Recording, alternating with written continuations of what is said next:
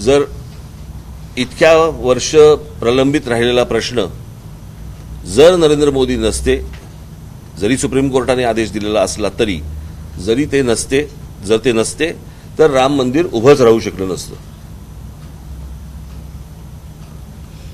हा तसा अनेक जसे पेंडिंग विषय आहेत तसा हा एक तसाच राहून गेला असता विषय. सो एनआरसीचा विषय असेल, राम मंदिराचा असेल, 370 कलम असेल, अनेक गोष्टींवरती मी त्या वेळेला स्वागतही केलं, अभिनंदनही केलं. मी स्वतः फोन करून अभिनंदन केलं या गोष्टींचं.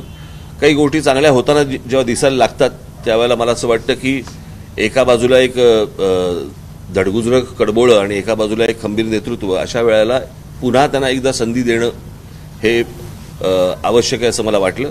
आणि म्हणून मी पक्षाने आमच्या ठरवलं की त्यांना नरेंद्र मोदी यांना